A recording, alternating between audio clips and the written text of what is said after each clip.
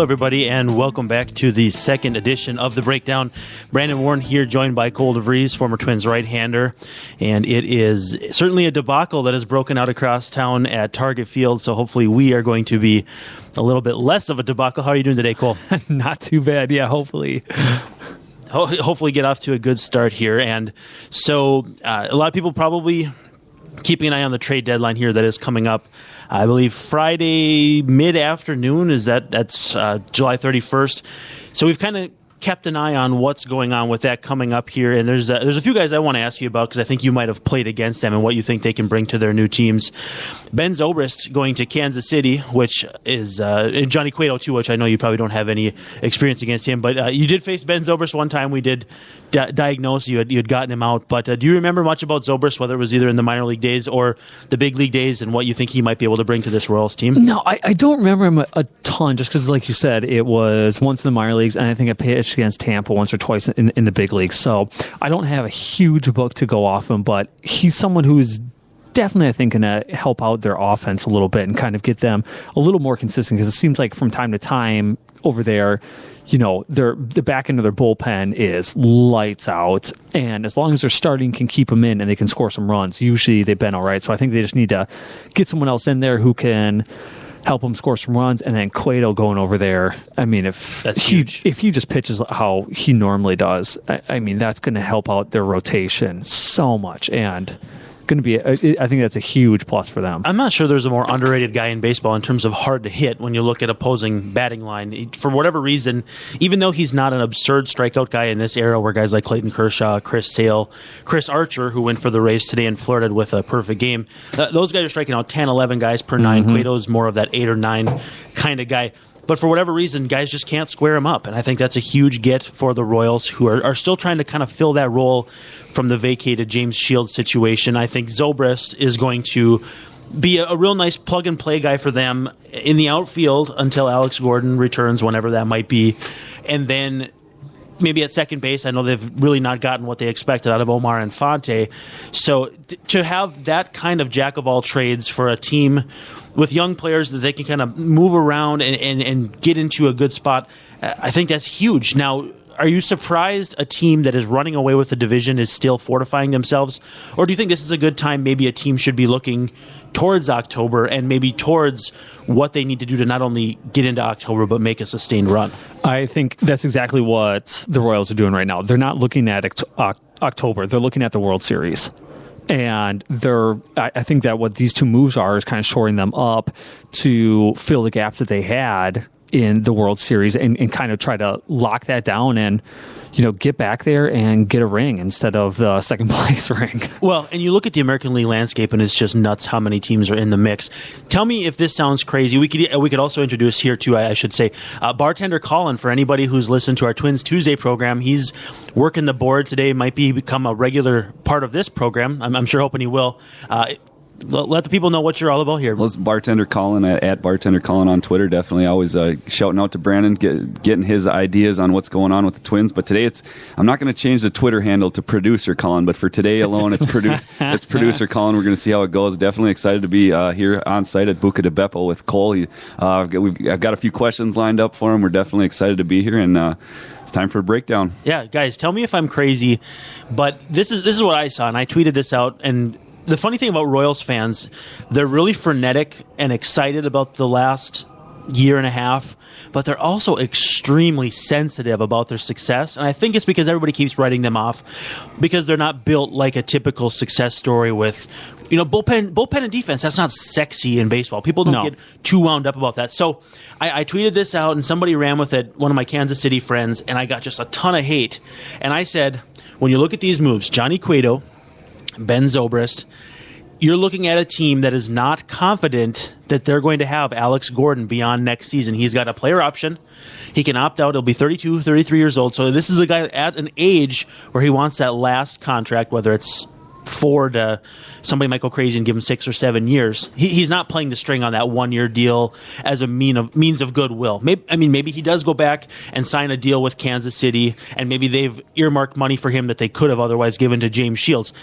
to me, going out and getting Zobrist and Cueto, both guys who are free agents at season's end, guys they can't make offers to get draft pick compensation with the new rules.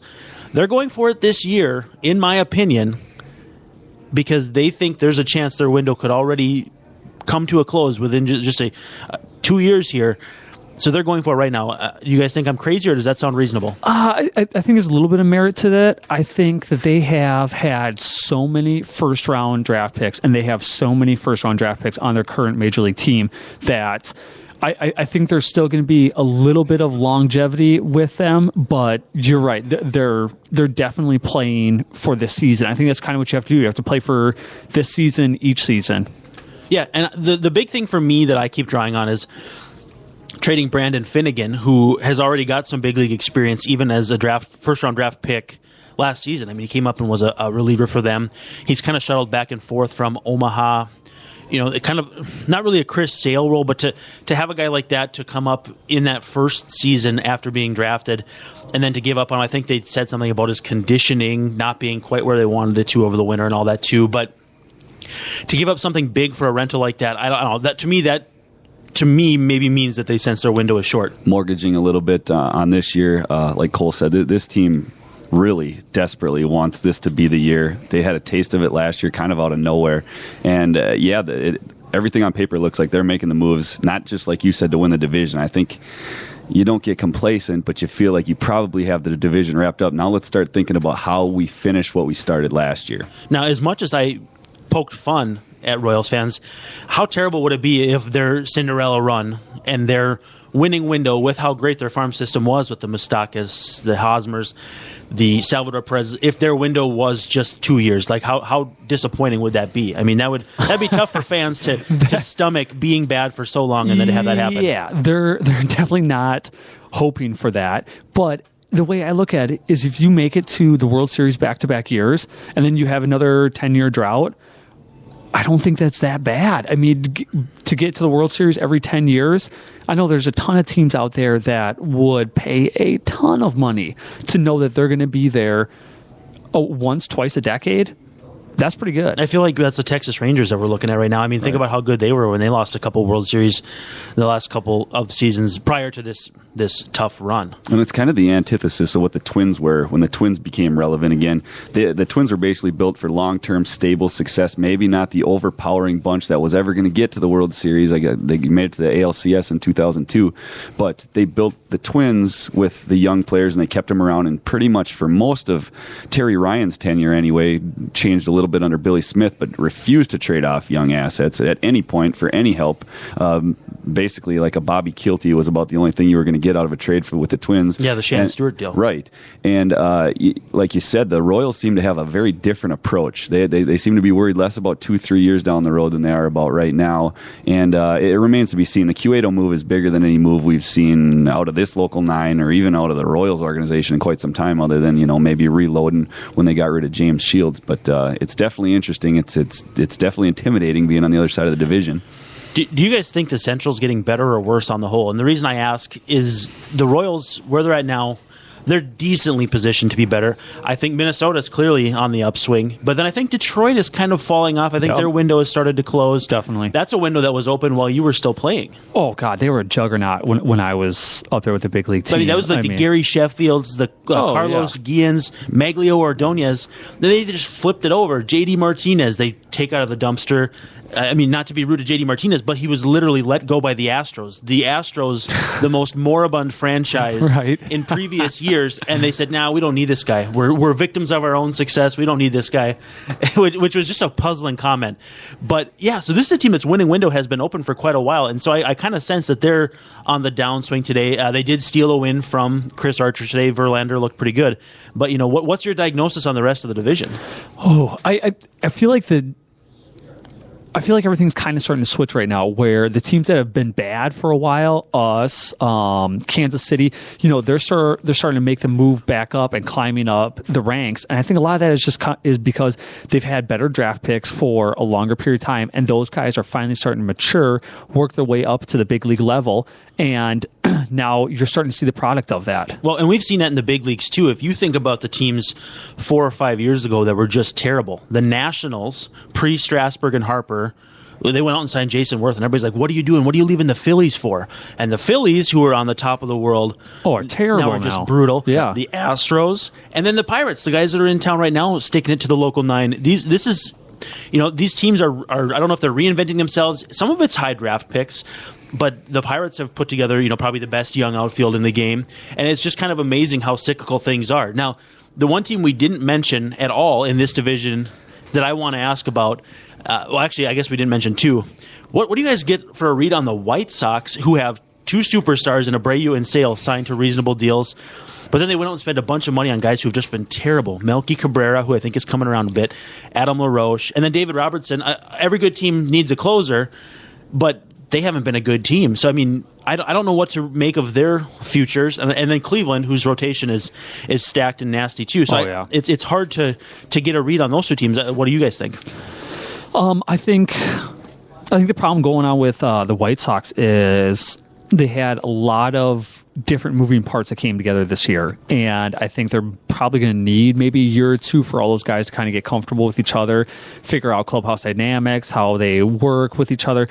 So I think it's going to be real interesting to see how they are next year. And then with Cleveland, you're right. I mean, their starting rotation is unbelievable, but they're just not really putting it together. And it's kind of, those 2 teams are a little bit of a puzzle, and where I think they can be really good, but they're not putting it together. So not good enough to necessarily plan around, but just understand that they'll be in the mix for the next couple seasons? Yeah, like you said, Cleveland to me is the big enigma. A team with that kind of pitching should not toil in mediocrity. They should at least be competitive. I feel a little bit different about the White Sox. You almost feel like they're in the same boat as the Tigers at times. They've got some holes. I like Avisail Garcia. Mini Miggy, right. But then you look at spots like second base has been a complete confusion for them this year. Catcher Flowers has been, I mean, what would you say, the underside of mediocre? I mean, they've Soto too, right? And Soto in and out. They don't have a guy. It's just like the Twins. No, I mean, Alexi Ramirez is always going to be a nice piece. Gordon Beckham's a kind of a fill-in everyday type player, but they've got so many spots in that lineup that you just go, you got to be looking to upgrade there, don't you? Well, and then you did have guys fall off that you had expected more from, whether it was LaRoche, Ramirez, as you kind of touched on. How crazy is this for a comp? The White Sox to the Padres, because you talk about teams that brought in crazy amounts of talent and aren't really giving them much time to gel. The Padres are already talking about going nuts. AJ Preller, who is a veritable trade master, their GM, the young guy that's throwing everything at the wall to see what'll stick, now talking about dumping James Shields, who incidentally has an opt-out at the end of next year, so his contract's not quite as bad as it looks. But is it crazy to say that the White Sox and Padres have basically thrown together these really talented teams but haven't given them time to gel? And I got a question for Cole that coincides with that. You've seen so much turnover in that Padres roster, whether it be last offseason, early on in this year with trades and whatnot. And they were kind of I don't know if you want to call them a sexy pick to maybe be like a surprise team with all the new faces coming in. Cole, with a lineup like that and zero time to create chemistry, zero time to feel out that team for a manager to know what he has. Is it hard when you have that much turnover in one offseason and expectations rise for a team to gel that quickly? I think it's really tough, and I think kind of a good analysis of that, or a good team to put it with it, is when I was in the big leagues with the Twins in 12 and 13, it was almost a revolving door out there, and there was new guys coming out in and out every week. And I know this is a bad analogy, but it's almost like trying to have a talk show with a bunch of people that have never met each other. Right. It doesn't go anywhere because no one knows. You kind of feel awkward around all your guys on the team, and it should be a time where you guys are at least getting to be close, and so you're having fun together. Because if you're not having fun playing baseball, oh my God, that season is so long and so boring, and you can't wait for it to be over with. But when you're all having fun together, and you guys are going out, doing dinners, whatever, it makes it so much more enjoyable. And it's amazing how the wins start coming when that clubhouse gets together. It kind of reminds me, to make a goofy parallel, of like when you have a friend over for like 3-4 days in a row, and in the summer, and by the fourth day, you just want to kill each other because you're not having your fun brothers. anymore. Oh, that's baseball for sure. So that's baseball. For sure. Your family, you deal with it. I got 6 brothers and sisters, so I know, we all love each other now, but it used to be cats and dogs just fighting like crazy when we were kids. Or I'd have a friend over, and by the third or fourth day, you'd just be at each other's throats when things aren't going right. And I think, to some extent, that that might be a dynamic that you're kind of tapping into here. That I think, ordinary folks like Colin and I could probably relate to. And the thing that's kind of funny about it too is that we would always have those jokes in the clubhouse that it'd get to be around midpoint of the season, and guys to start bickering at each other and be like, "Hey, we still got 2 months of the season left. Let's hold back. It's not time for that yet." Where last month, oh man, guys are just at each other's throats all the time. And I mean, I'm exaggerating this a little bit, but it's not super serious. No, it's there aren't any fights or anything, but just verbal shots are kind of going back and forth. Well, in terms of real life scenarios, how many people do you see 162 days a year? You have to be pretty comfortable with a lot of these people in order to not want to strangle them at a certain point. It's hot and it's the summer. Yeah, and we're together significant amounts of time. Most of the time we're getting to the field at 1, 2 o'clock in the afternoon for a 7 o'clock game, and then we're leaving at 10, 10:30, 11 o'clock. Then you're also traveling with these guys, whether it's on the bus or the plane, depending on the level, and so it's almost like a family member with how much time you're seeing it. Well, actually, you're spending more time with them than any of your family members. Do you think fans in general underrate or overrate chemistry and how much it matters in baseball? Oh man, that's a tough one, because I think chemistry can only help, but I think it only becomes a major apparent aspect of the team when things aren't going well. So when you're losing, I mean, yeah, like teams that had Barry Bonds, who, if people didn't like him, like, big deal. The guy's going to hit 50 home runs and it'll be fine. Just put him in his corner and no big deal. But if you're losing or something like that, or is it more of an issue if an attitude doesn't match production too?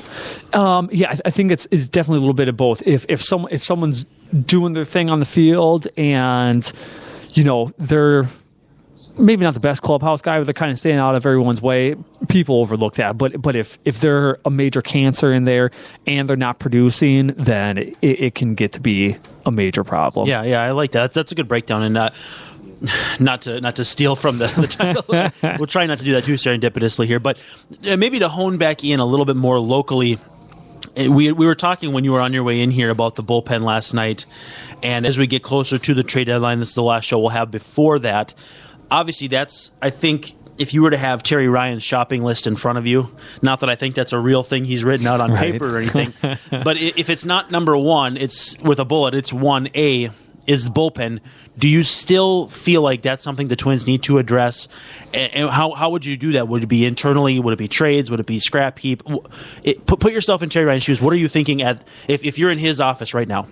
I think what they got to try and do is they got to try and get someone in here for a year or two that's going to be there to kind of fill the gap while some of the younger guys get some big league experience time so they can fill those roles in the bullpen. So you got to go out there and you got to shop for some guy that you're going to have for a year or two. And they really need some help kind of nailing that down right now, because that's what I see is kind of one of their only downfalls is that middle to later part of the bullpen. So if they can do that, I think they have a real good job of maybe getting that wild card spot like we talked about on last week's episode. Yeah, I think you got to find a guy who can at least throw the 7th inning for you, and then whether you use the 8th inning with Trevor May, Casey Feeden, Blaine Boyer, whoever's going best lately. Again, none of those guys are your prototypical 8th inning guys. I think Trevor May could be, but I just don't think he should be because of how good of a starter he was. So it's a little frustrating to see that. Now, the one thing I want to get to before we go into a break here, catcher. And the reason I ask is because you're going to have unique perspective with Kurt Suzuki. How hard, again, not that you played with Kurt, but you would kind of understand how hard it might be to sell a move like that. You've got a veteran guy who, by all accounts, gets it, but has a pretty good sized salary, is signed for another year. What are the weird pieces, or what are the things that go into if the Twins were to make a move there? How do they sell that to him in a way that he doesn't just completely check out? Oh boy. What I would rather see them do right now is to go get some young catcher that has major upside that they can do. I don't know, every other day duty kind of thing to get some good experience, but then know that in 2 years he's going to be taking over that spot, and at that time he's going to be seasoned, knows all the batters around the league decently well. That's what I would rather see them do than to get some guy who's going to plug in for the last half of the season and then he's going to ship off to somewhere else. I just don't think that's a good fit for a catcher. You need someone who's going to be there for a while and get to know your staff. Yeah, the catcher landscape in baseball right now is so weird just because you look at the free agent market coming into this offseason, it's a bunch of, again, not to be rude, but no-name guys. Then it's A.J. Pierzynski, he'll be 39.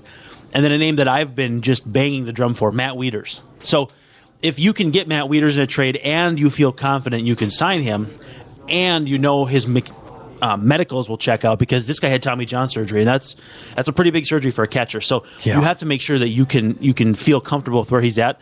But that's a long-term chip. Now I'm gonna float one more name before we go to break, and that's Andrew Susac, the catcher, the Giants catcher. I believe he's a top 100 prospect or a fringy type prospect there. They clearly don't need another catcher. I'm not saying they wouldn't keep him, have him back up, have Posey play a little bit of first or whatever, but they've got Brandon Belt to play first too. So that's just a name I would keep in my back pocket as an option. There aren't many top 100 prospect catchers the teams are looking to get rid of. Austin Hedges for the Padres, because you just have no idea what the Padres are ever going to do. But I think you got to address catcher. If you don't do it now, you got to do it in the winter. So with that, should we take our first pause? We'll come back here in a couple minutes. Thanks for joining us on the second episode of The Breakdown. Just when you thought it was safe to go back online, along comes this hit show. Do you want to do this? I will do this. Gaby, let's not battle our guests. You're being nice. Yeah. In a world full of hit shows, this one's the real deal. I'm refusing to engage in an argument that doesn't exist. I'm not arguing. Twin Cities Hit Show. Oh my god! Oh my god! Hey, see, this is how fights start on pedal pubs. This is exactly. He's just all that redheaded anger just came up. It's all in his chest right now. The Twin Cities Hit Show airs live daily, 9:30 to 10:30 on the Alive and Social Network. Oh, Shannon, welcome to my world.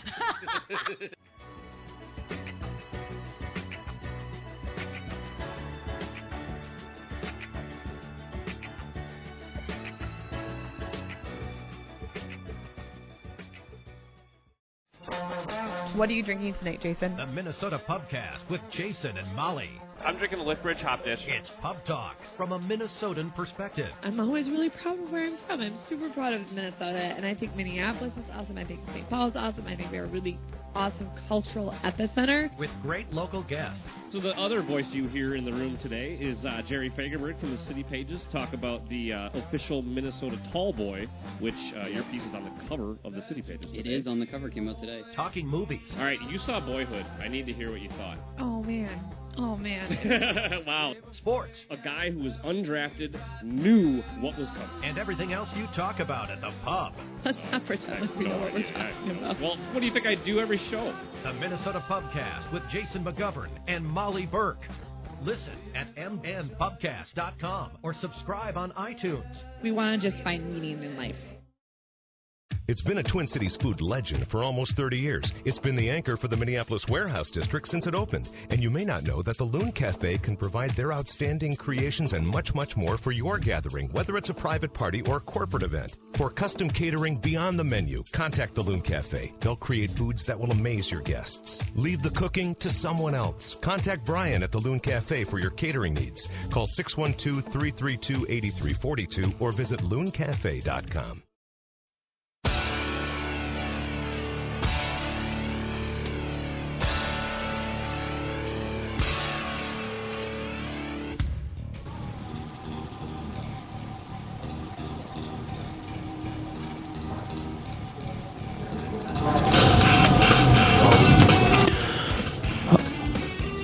All right, we're back here for the second segment of The Breakdown, second episode, second edition, second anything you want to go with, I guess. Second everything, except for bartender Colin, who's our first regular producer, guest, whatever you want to call him. Extraordinaire, though.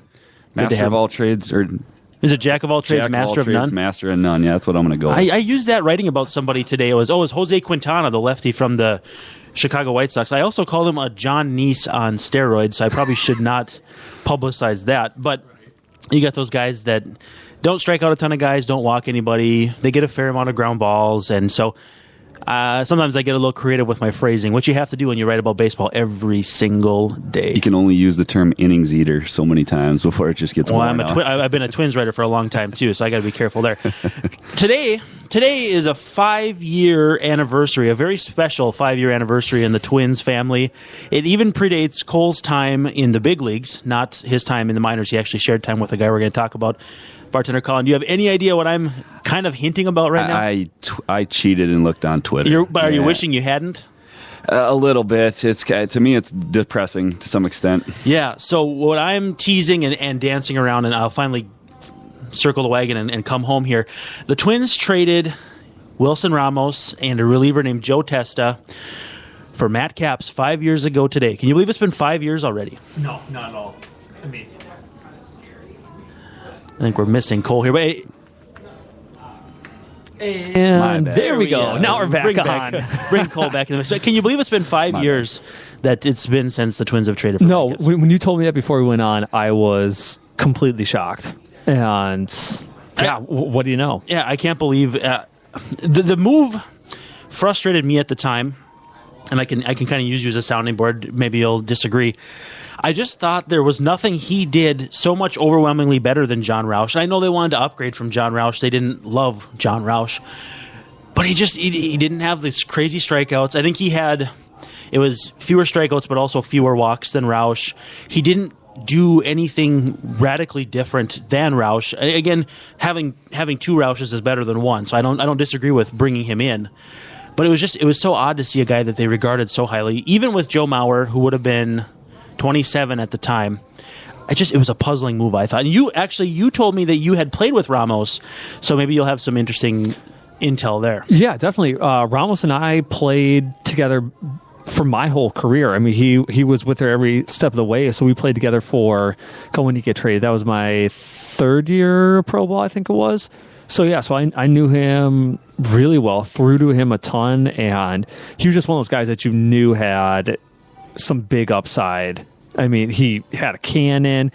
He'd hit some bombs, and the only part of his game that I felt that he needed to upgrade a little bit, which he obviously has done, was just kind of his pitch selection for his pitchers, and then a little bit of his receiving and stuff like that. And I mean, that's the easiest part of your game to iron out. I think he got unfairly branded based on what I've heard from secondary sources, that everyone thought he's a glove secondary, can't play defense. It was bat only, like a Josmil Pinto style catcher. And Terry Ryan was very quick to correct people who said that. He said, no, we believed Wilson Ramos was going to be a fine defensive catcher. Is that something that you saw where he had a good arm, maybe could throw guys out, and was going to round into form into at least an average major league catcher? Yeah, that's kind of where I saw him. Whether he was going to be a great defensive catcher, I didn't think he had that, just because those guys you see right away. And it's very rare when you have a guy who can hit like he can, had a good arm, and then is also unreal at being defense. I mean, those guys just don't come around very often. And so I thought he was going to be okay at defense and pitch calling, which he's turned out to be more than adequate. I mean, Washington's happy with that one.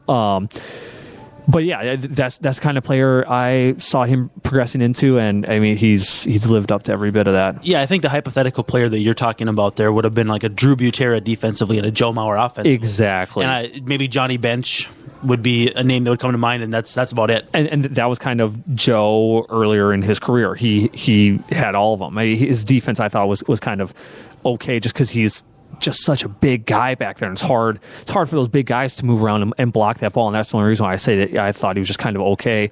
But yeah, that was Joe for sure early in his career. Yeah, it was kind of like imagining A-Rod having to catch or something. Just right. A guy who is much bigger than you think, much bigger than he looks on TV. And for all the hand-wringing over Wilson Ramos, he's played 6 seasons with the in the big leagues, 5 with the Nationals and parts of 1 with the Twins. He's turned into a fine player, don't get me wrong, about a league average hitter, throwing out 32% of runners. So, throwing out runners is not exactly a fair barometer because it takes 2 to tango with the pitchers keeping him on time. But he's turned into a fine catcher, and you look at the Twins situation right now, and Could they use a Wilson Ramos? Yes.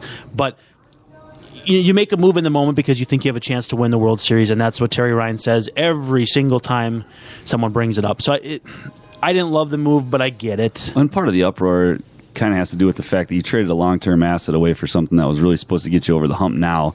And how long has it been since Matt Capps was actually a meaningful part of this team? Was it 2011, 2012? Well, also keep in mind it didn't. They didn't beat the Yankees in the only postseason series that has ever been played at Target Field. That sits poorly because fans don't really have the wherewithal to process hindsight versus what you believe in the moment. So that's I guess just how they roll. This subject, though, is a good transition into the feature of today's show. I can't believe it's taken us this long for me to stumble towards our feature, but here we are. Cole, one thing I wanted to talk with you about, and I'll get some, maybe some help from Colin here formulating some questions, but the minor league season, what I want to know is how a pitcher gets through, maybe starting from spring training, whether he has an invite to spring training or he's on one of the backfields, all the way to the end, whether you're in the postseason or not, and then how the winter goes. So how does that sound?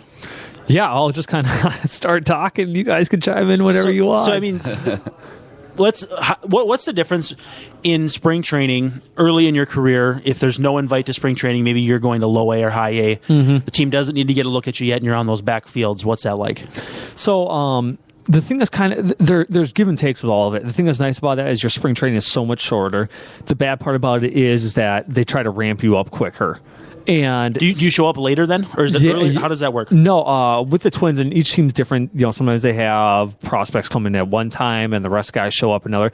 But usually, big league camp, let's say let's just use round numbers. 2 months long, 2.5, right around there. Minor league camp is usually around a month, maybe a little bit more, and so it's significantly shorter. And so the thing that I always disliked about spring training is that they get you in there and they start ramping you up so quick.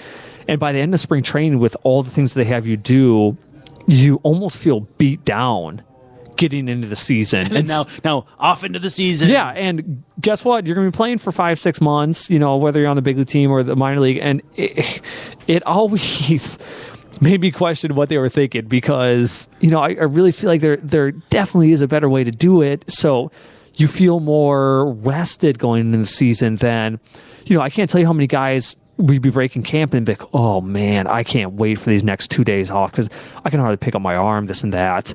And where you should be sitting there thinking, oh, I feel great, feel rested, this and that. And so I thought those things were always kind of interesting with spring training and kind of how it plays out. Yeah, and especially as a really young player, not maybe having played 5 or 6 months in a row. Even let's say you're playing high school ball and then Legion, that's still not 6 months in a row. It might be 4, it might be 3. And the big difference that really came into it for me, especially with my first full season, is that in college I was used to pitching once a week. I was pitching, I started out pitching the Sunday games because back then in the Big Ten, Friday and Sunday were the 2 9-inning games. We did 2 7-inning games on Saturday. So I was pitching the Sunday games, then I started pitching the Friday games. So I'm pitching once a week, and then all of a sudden I go into my first professional ball season, and I'm throwing it once every 5 days. That's a massive difference. I mean, I ended up with my college ball season and then my summer ball season, my last year in college, I ended up throwing about as many innings as I did my first season in professional ball, but it's just how they were spread out. It was so much more spread out, and it's so different. And it does help that you're young because your body bounces back quicker, but it's tough to get used to. It really is. The sequencing is key. So definitely. So how long does it take before you're comfortable with a pro ball lifestyle? Now, this is actually it's interesting. Seth Stos and I were talking off the air, obviously not on the air, but about Tyler J being sent to high A right away. And he says, why not send a guy to E-Town, let them get their feet wet in pro ball, and then have the pressure? So that adjustment period that you're speaking to, it's kind of for every player that's coming into pro ball for the first time in a new regimen and all that. Like, how long did it take before you felt comfortable with your schedule, I guess would be the easiest way to put it? I probably felt okay going through a whole season my second year pro ball. First year pro ball, God, what was it? It was probably right around All-Star break. I started hitting the wall. and just started feeling beat down. And it got to the last month and a half of the season. I remember specifically going up to our manager. We were just kind of chit-chatting. He's like, how you doing with your first season, this and that? And I told him, I said, man, I feel like I'm about ready to die. Obviously I was exaggerating. I was totally fine.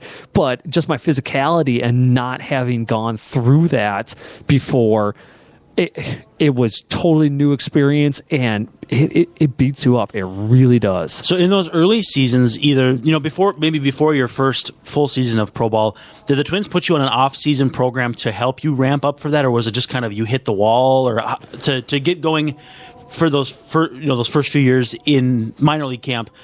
Like, did the guys who had conditioned in the off season too, like, did that help them have a leg up, or was it just kind of you're on your own reconnaissance with where you're at physically? I mean, how did all that kind of play out for guys at different spots developmentally? Yeah, it's kind of tough to condition yourself for a full season of baseball just because it is so unbelievably long. All you can do is get as ready as you can, because from day one of spring training, your body's going downhill the rest of the season. I mean, there's no way to go about it unless you're using some chemical additives to help yourself out. You just can't recover enough to stay 100% the whole season. And the programs that the Twins have, just because they have so many guys that they're dealing with, are very generic. So I always had very specific starting pitching workouts and conditioning that I was doing, and I felt that put me at a better spot than the vast majority of the other guys, just because I felt my conditioning was better. But again, there's absolutely nothing you can do to prepare for a full season. You just got to go through it. Did you come into spring training feeling great each season? Yeah, there wasn't really any time where I came in and I wasn't feeling good. And the guy who was writing up all my programs and running me through those when we were working out, that was his specific goal, that, he wanted me to peak right as I was getting into spring training. And so that's usually when I was feeling the best. And we always kind of took it easy about a week before spring training. So just to make sure that I was feeling good, because when you get down there, that first week is brutal with how much activity you're doing and not used to doing that much activity. You spoke a little bit, Cole, about how that first spring training for you, especially in the minor league camp, was very exhausting, very crammed in. And you talked about, and you just spoke about now about your lead up and your preparation for it. Being as how you said that your second year was much more comfortable with playing pro ball for you, did you change your workout regimen in the offseason at all so that your peak would maybe you had a little bit more left in the tank to last you the whole season? Was there anything that changed, or was it all just kind of getting used to it? It's 100% just getting used to it. Each year with my workout regimen, we would alter things as to what kind of research had been coming out that's better for sports performance or very specific sports performance. But outside of that, there wasn't any major things to try and get longevity. There was differences that we would do if I knew that I was going to be starting that year as opposed to relieving, because those are totally different workout regimes and everything. But I think it's more just being comfortable with the situation, that you know what to expect, you know what's going to happen in spring training, you know about how many times you're going to pitch, all those things. It's just being familiar with it. So what were the key differences now transitioning to big league spring training? I mean, you get that first invite probably a year or two before you actually pitch in the big leagues, I would assume. Is that accurate? So I wasn't actually there with the camp. What they would do is they would pull some of those guys over as the backup pitchers for, in case they need, not to be rude, but bodies. Yeah, exactly. They just need to pick up some innings. Did you wear number like 98? Or? Oh, it always made me so bad. Yeah, because it was 98, 99. These jerseys are massive, and you're just swimming in them because they got to fit everybody, because they don't know if it's a pitcher going over there that's going to be wearing that, or like a Kenny Vargas or something. So obviously him and I aren't wearing the same. Between a Kenny Vargas and a Nick Punto, basically. Yeah, right. So we were wearing those kinds of things. So that was kind of my first taste of the big league spring training. And then actually my first real big league spring training was when I was on the roster and actually broke with them camp that year. That was my actual first full big league spring training. So how great is spring training if you're wintering in Minnesota, to hop on that plane and be in Fort Myers, where it's so much nicer and you got the beach around you, and I'm assuming you put your work in, but you have at least a little bit of free time to check out the scene around there. Is that pretty accurate? Yeah, and I think it's so funny is anyone who actually has to go through spring training hates spring training. Really? Oh God, that is the last thing any of us want to be doing. Basically, just because you're just doing this boring stuff and you do the same thing every single day, and oh God, it's just. You can't wait until games start up down there just so you don't have to do all this. So you had a degree in PFPs. Oh, God, a lot of fundamental work. Always fun to do the fundamentals, right? Putting the fun in it, right? Exactly. And so that's the thing. And the other thing is with how much time I spent down in Fort Myers, yeah, the weather's nice and that, but honestly, I am so sick of that city. And the other thing that's absolutely brutal about it that no one really realizes is when you've played down there for the Miracle, so for the regular season team, and what the population basis is like that around there, and you're used to traffic, and then all of a sudden you come back the next year for spring training, and during spring training the population, and something around here literally doubles down there. So places that should take you 5-10 minutes to get to are taking 20-30 minutes, and it drives you absolutely nuts. Yeah, I suppose. I mean, if you're expecting something and you get doubled in terms of basically everything possible, that's got to be a little bit frustrating. You never think about it, but it does make perfect sense that spring training is much more for the fans' enjoyment than it is for the players. I mean, it's probably just like going down to Mankato right now. Those players probably aren't that excited to be there, but we're all excited to go watch them. Yeah, so I mean, that is 100% what it is. I guarantee you, none of them are. Why do you think people want to read stories that Cole DeVries is in the best shape of his life on February 27th? It's just that's what people are interested in, and that's why it's so exciting for fans too. So when you go into seasons too, I mean, obviously, I don't mean to bring up a sore subject because I know how you felt going into that last big league season, which was not good. But more often than not, did you go into regular seasons feeling decent, like ready to at least take the ball and start off successfully? I felt like I always started off the season really well. I can't remember too many of my seasons where I started out bad and kind of had to adjust. I was kind of the opposite. I would start out really good, and I felt like I kind of trailed as the season went along just because my body was getting beat up. And so, yeah, that last big league season, man, until that last outing in spring training, even after that, I was feeling great about the season because I was having one of my best spring trainings ever. I mean, I gave up one earned run in all of spring training. And so I was sitting there, I was like, hey, this is awesome. Let's get 3 good months in, 3.5. And then hopefully, because I know my back half of the season is usually my worst, hopefully I can just coast through that and set myself up for the next 2 years. Wrong. That didn't happen. Well, I hate to say it, that sets the stage for our third and final segment. So let's pause, come back, join us for the third one here on The Breakdown. Hey, this is Terry. And Tracy. We are going to be starting a new podcast here in Minneapolis called Eat This, Twin Cities. Why don't you tell everybody what that actually means? Yeah, so we're going to be doing a weekly show on food, drink, music, events, and just other randomness. Anything great that's going on in the Twin Cities. Plus, we're going to be doing some giveaways as well. That's right, prizes. People love prizes. It'll be a ton of fun. Join us. Tell us where they can find the podcast. All right. It is eatthisTwinCities.com, or you can check out our Facebook page at facebook.com/eatthisTwinCities. So until next time, eat this, Twin Cities. The term foodie can sometimes come across as a tickle pretentious. BT and Lydia are here to demystify the term and reclaim it for the sake of good food. Their weekly podcast brings in fellow foodies and culture creators from the Twin Cities to talk about all things food. Find this duo only on the Alive and Social Network. Join longtime radio personality and producer Kelly Guest and friend, CEO of Fantasy Gifts, Colleen Bertino, as they talk about all things sex, men, women. Lend them your ears and learn everything you wanted to know about sex and intimacy. Only here on the Alive and Social Network.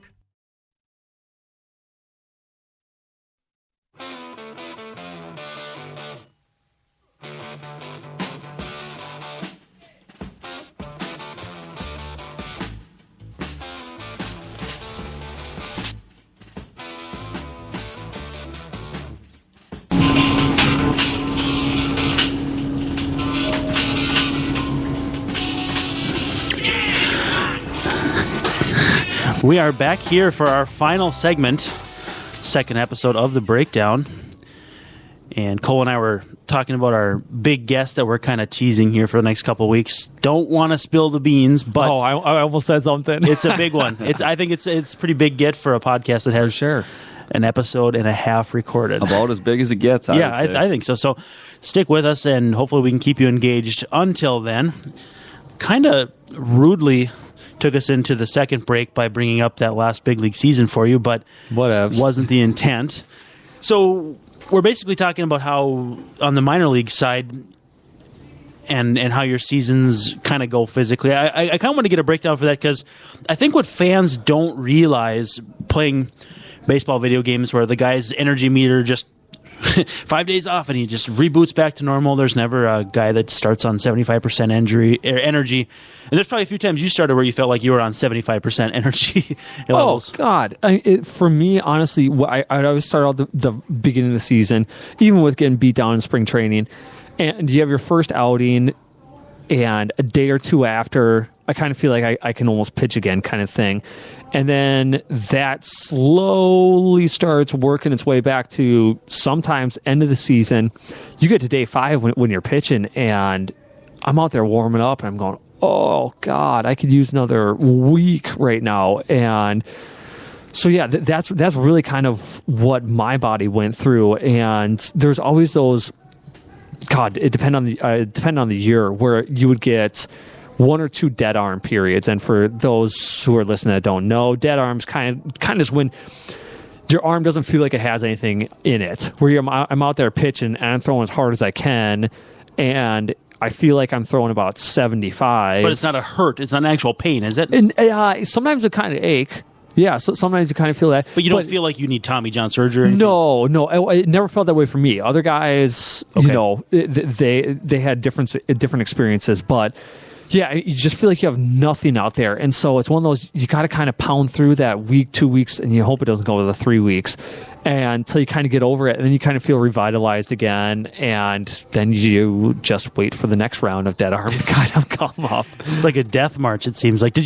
I know Casey Fien is a huge proponent of Red Bull. He drinks like 5 of them a day. Did you have any legal vices to get you through? I'm not trying to implicate anybody here, but were you a coffee guy? Did you have anything that got a 5-hour energy that got you through some of these really rough stretches? Coffee, definitely. It was kind of funny. I would usually come to the field with maybe a double espresso or something on days when I wasn't pitched, just kind of get me up a little bit for the workout. And then on days I would pitch, I would either go with medium or the large coffee, and I would try not to drink too much of it before my start because I had a few where I went out there and I was pretty jittery. You already got a little adrenaline going on those live days. Did you have days where you were jittery and you learned your lesson though, or did you learn it the hard way? Oh, for sure. Yeah, I mean there were a couple days where I went out there and I was starting to warm up, and man, my hands were shaking and stuff, and I was like, geez, I better calm this down a little bit. How'd you pitch on those days? I don't remember.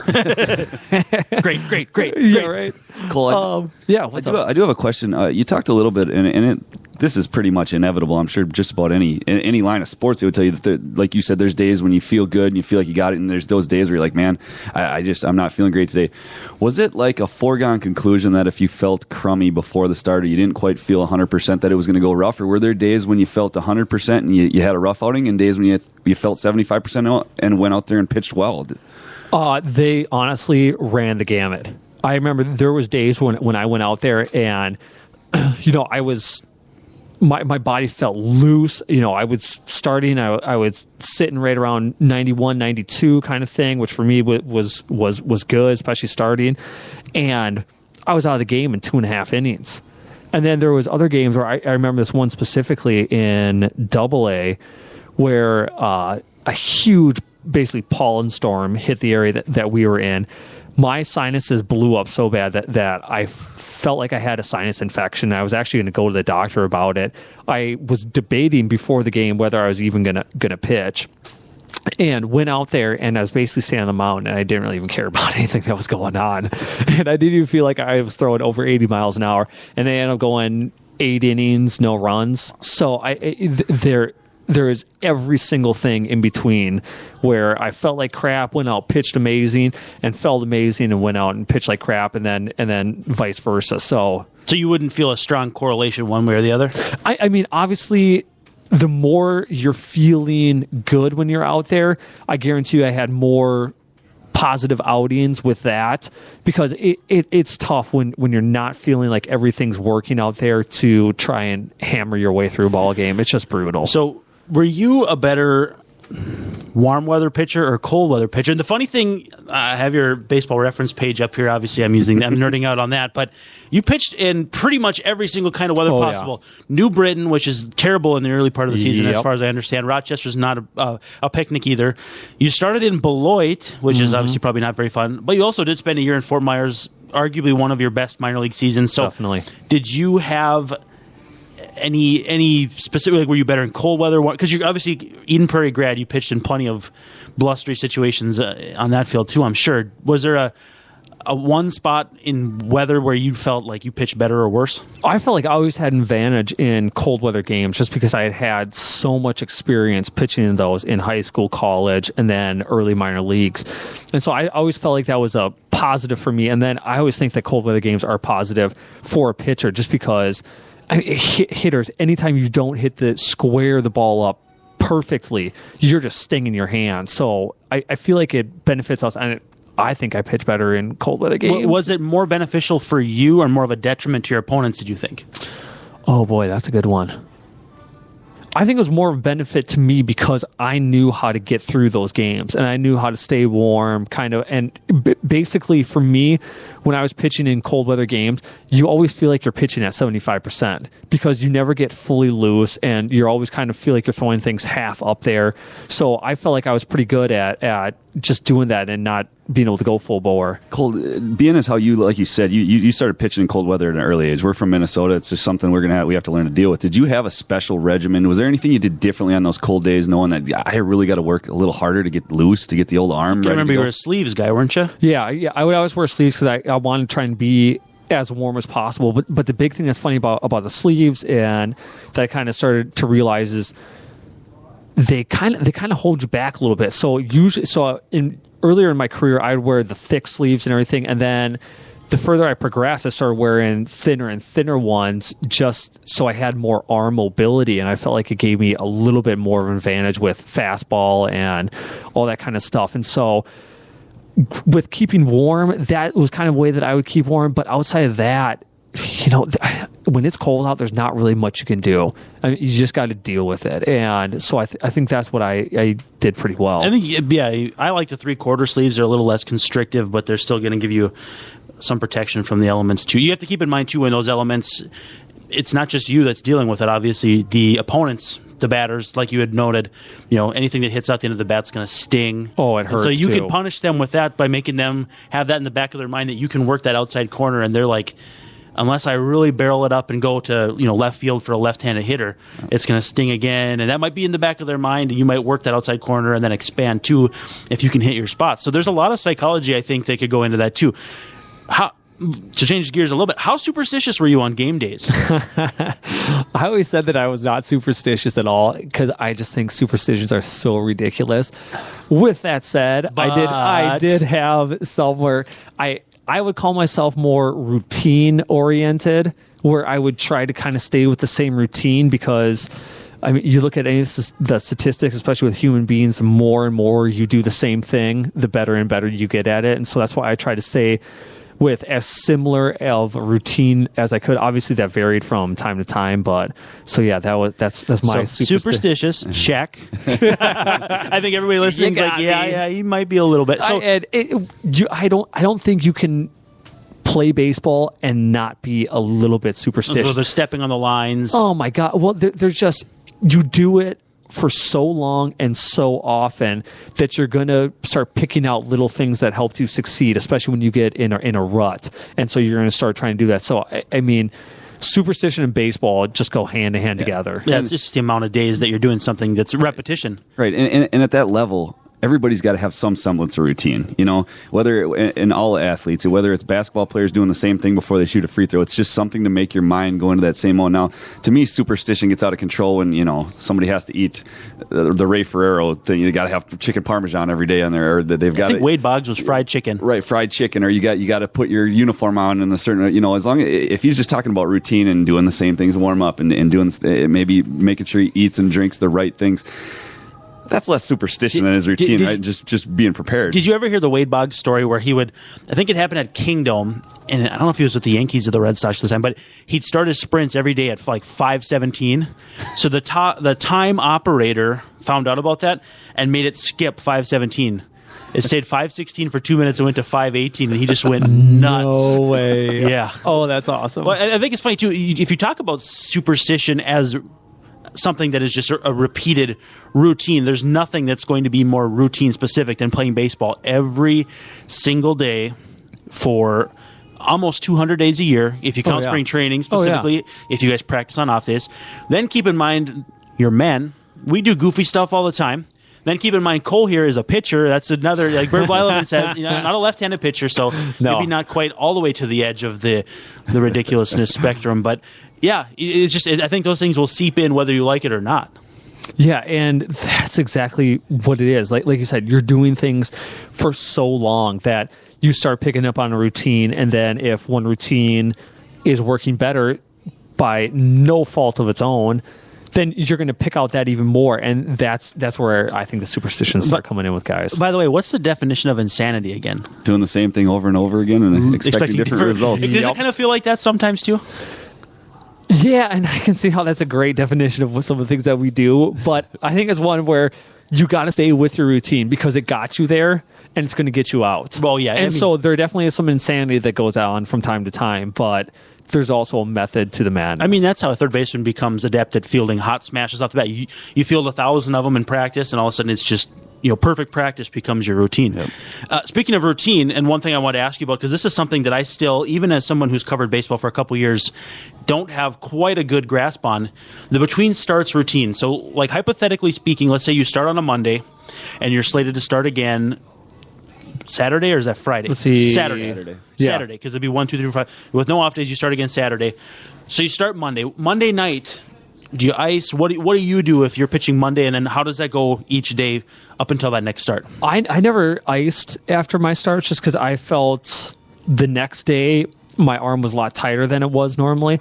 And so what I usually do is that that night after pitching, what I would really do is I'd get on the foam roller and just kind of roll out the specific muscle areas and groups that I knew had a lot of fatigue just from pitching. And I also had some trigger point balls. I'd use those on specific parts of my body. Yeah, you mentioned those last week. Yeah, just to try and stay loose and get some almost kind of deep tissue massage in there. Then day one, I would usually just do kind of like a light or medium bike workout, depending on what time of season it was, just to get some activity, get some blood moving. Then let's see what I work out on day one too. Sometimes I think I worked out on day one. So we're talking about Tuesday right now. Yes, this would be Tuesday from a Monday start. So pre-start, you're obviously not lifting. You basically show up. Nobody's allowed to talk to you in the media. I don't think fans know that either. Oh, I guess I didn't even know that. Media is not allowed to talk to the starting pitcher before the game.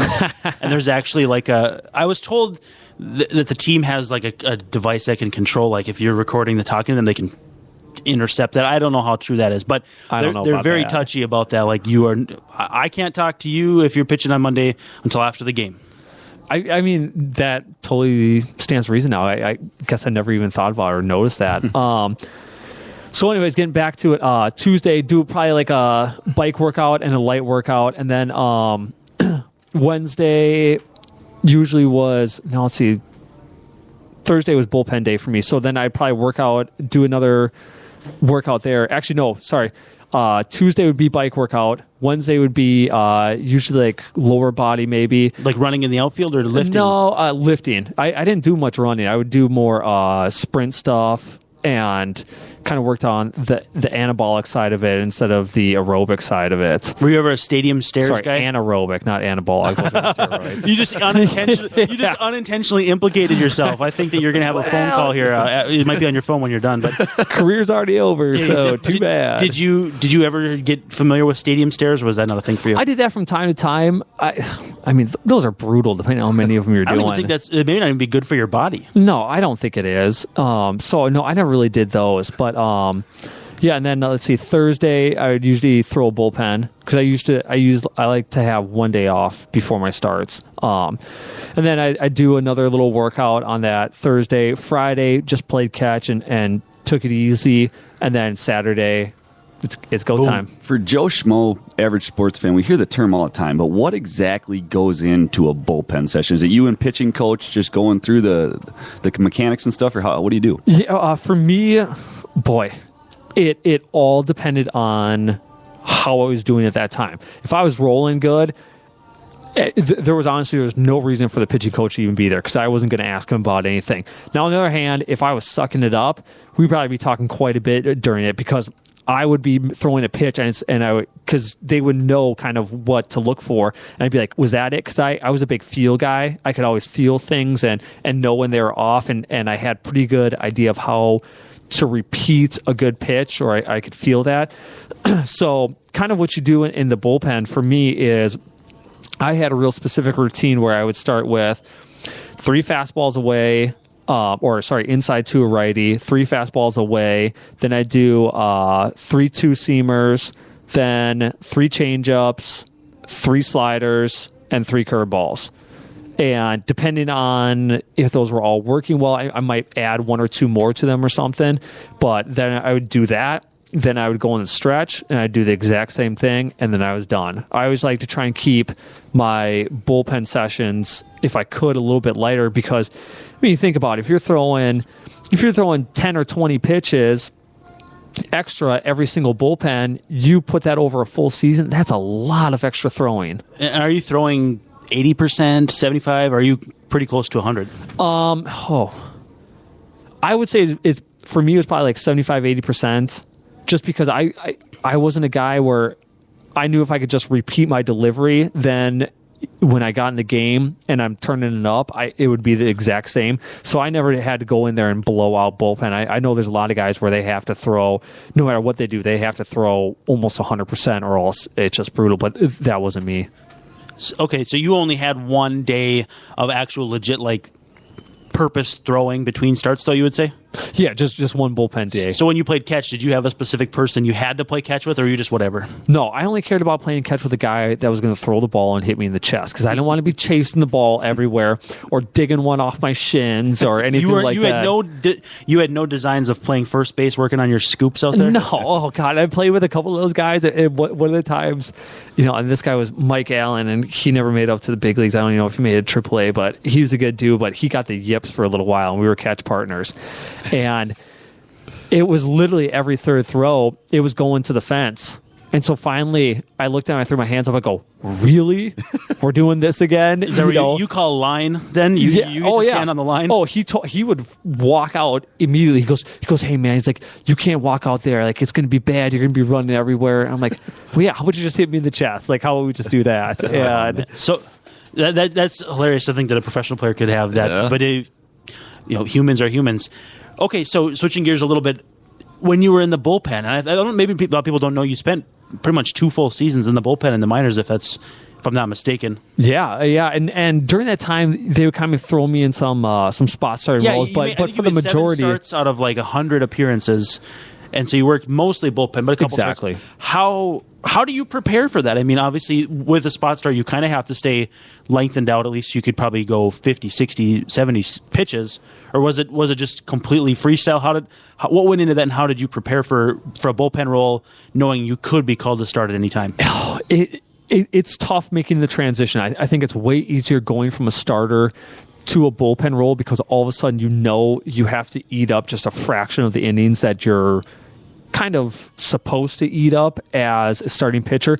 And so I think that's easier. But then there's the other side of it where you're also counted on to throw so much more often. And I think that was the most difficult part for me to kind of get used to. And that, I would say, that took me a full year, or I would say my body, it took probably half a season to kind of come around to. But, mentally and getting into that, having to be ready almost every single day, it probably took me almost a full season to wrap my head around that. And there's so many things that are so much different, even though they don't look like they would be that much different. And now that's what got you to AAA, basically to stay, but then they switched you back. How'd you feel about that?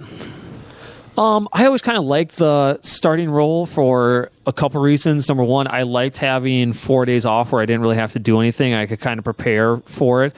And then also, I know if you go off averages, starting pitchers make far more than bullpen guys. Boy, do they ever. In the big league. So I was looking at those paychecks. And so I didn't have any problem with getting back into that starting rotation. But as far as the transition, it wasn't as hard going back as it was changing the first time? No, not really, just because it was the start of the new season when they put me back in the rotation. So I had a full offseason, and I think they told me that I was going to... No, actually, they didn't. Actually, when I came into spring training that year, I didn't know that I was going to be in the rotation. They kind of... Me and another guy were kind of up in the air, and... Do you remember who it was? Oh, no. Who was that? No, actually, I don't. Do you know? No. Oh, okay. I didn't know if you had your computer or something. That's right. Was it like maybe like Swarzak? Well, so if it was 2012 when you moved back to the rotation, the Rochester, the top, let's see, 6 guys made 10 or more starts that year. Liam Hendricks, who's succeeding with the Blue Jays as a reliever right now. Luke French, who I think was a Mariners prospect at one point. Yeah. PJ Walters, Mr. DeVries here. Jefferson Manship, I like saying Jefferson Manship. And then Chiron Marti, who got a couple. There's Sam Deduno, Daryl Thompson, Esmerling Vasquez, who, as I recall, threw really, really hard, but had no idea where it was going. Yeah. But so your understanding was you came into the spring not entirely sure that was going to be your role or what was going to happen exactly? Yeah, and I think we started that season with 6 guys in the rotation because at that time that was the biggest concern with the big league team, and so they wanted as many options if something started going wrong to plug a guy in really quick. And so I think I kind of started out as being the maybe 5th, 6th guy almost, and then as things kind of shook down, I ended up being obviously one of the top guys because I got called up that year. Well, and you started in the fall league before that, so maybe they knew you were going to use you that way. Maybe not. I suppose. Does the team have a lot of input in how you're using the fall league? Because we were talking about the fall league off the air. Actually, you had some pretty amazing teammates. So it was Andrew Kashner, Garrett Cole, Josh Vitters, who was a big-time prospect at that point. Yep. DJ LeMahieu, who was an all-star this year. Aaron Hicks, who was we were watching the game beforehand, has obviously turned it on to. Dozier was out there with Brian me. Dozier. Brock Holt, who's become a pretty nice little player with the Red Sox that's too. it. I when I saw him at the All-Star game, I was sitting there. I was trying to remember where we had played together because I knew the face the and I Solar knew the Sox. Yes, that's it. Okay, yeah, and then who else did we have? We had a couple. Well, Xavier Avery, the Twins just signed him and sent him to AAA. That was Robbie Grossman, Chris Herman. Junior Lake was a big-time prospect. Yep. Garrett Cole was on our team. Joe Mahoney, big first baseman, I believe. Yep. Yeah, you mentioned Garrett Cole, who's been absolutely ridiculous this year for the Pirates, who are actually going to be leaving town here. Just a quick 2-game series, but yeah, you obviously had played with some pretty talented players and had worked as a starter then. So maybe that was, an indication that you could be used as a starter. But that still doesn't, if you went in there as a surprise, it's kind of interesting that they'd have you not be prepared to do that. And I knew that they wanted me to go there and be a starter just because out of the pitchers that they sent at the time, I was really the only guy who had ever done any starting stuff. And so they wanted me to go there to kind of, because I could fill that role really easily for them, and then also to maybe prepare me for the next season. So I knew that was going on, but I knew it was also kind of up in the air a little bit. When you were working as a reliever, did you think that you would make the big leagues as a reliever, or did you always have kind of in your mind the chance that you'd get back to starting? I always wanted to make it as a starter just because I associated with being a starting pitcher more than a bullpen guy, just because I had done that for basically my whole career. But hey, it was one of those things, no matter what way I made it up, I was okay with. So, yeah, I mean, I guess you can't really argue with getting to the big leagues. No, not at all. Not at all. We just found out the Twins are, again, losing big, so hopefully we're holding it together a little bit better here today. Very good, very good. So we're going to wrap it up here with the final word, I guess. Mine out there, is midweek. We're headed towards the trade deadline. I think this team needs to add a reliever. I think they should add a catcher. I don't think they should add a shortstop. And my final word is it going to happen before Friday afternoon? I definitely think we'll see a reliever of some sort. He's going to make some sort of move to get a reliever. It sounds like they got multiple offers, multiple irons in the fire. So hopefully they got something planned. Definitely. And I totally agree with both you guys. We need to get someone in there that can lock down that 7th, 8th inning spot for us to hopefully get us that wild card position. Yep, and that's where the Twins are right now, and that's where we're going to leave you. So thanks for joining us for the second edition of The Breakdown. For Cole DeVries, bartender Colin, Patrick on the side. Thanks for joining us, and catch us next week.